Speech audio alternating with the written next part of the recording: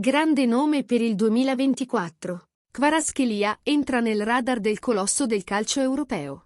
Il giocatore è una delle grandi punte di diamante del Napoli. Ciao miei cari tifosi del Napoli, benvenuti nel canale Napoli News. Lasciate il vostro mi piace su questo video e iscrivetevi al canale così potrete essere sempre aggiornati con le ultime novità della nostra squadra del cuore. Kvicha Kvaratskhelia, o semplicemente Kvara per molti, è senza dubbio una delle grandi rivelazioni del calcio europeo della scorsa stagione. Formando una coppia letale con il nigeriano Victor Osimhen, gli attaccanti hanno portato il Napoli a vincere uno storico titolo in Italia. Pertanto, il nome del giovane attaccante 22enne è stato oggetto di intense speculazioni da parte dei giganti del calcio europeo. È importante sottolineare che il georgiano ha un contratto con il Napoli fino al 2027.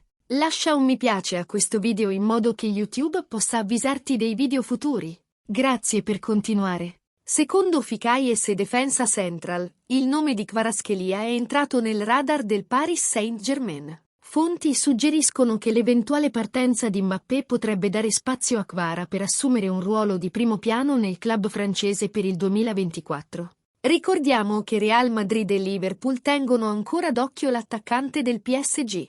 La scorsa stagione, 2022-2023, ha accumulato 43 partite, 14 gol e 17 assist. Il suo attuale valore di mercato è stimato a 85 milioni di euro, secondo Transfermarkt. Vale la pena ricordare che Kvicha Kvaratskhelia sta facendo la storia del calcio georgiano. Per la prima volta in 42 anni, un giocatore georgiano è stato nominato per il Pallone d'Oro. Ciao tifoso del Napoli, secondo te perderemo un nostro giocatore? Oppure no? Voglio sapere la tua opinione nei commenti, perché è molto importante per il nostro club del cuore. Metti mi piace e iscriviti al nostro canale, grazie.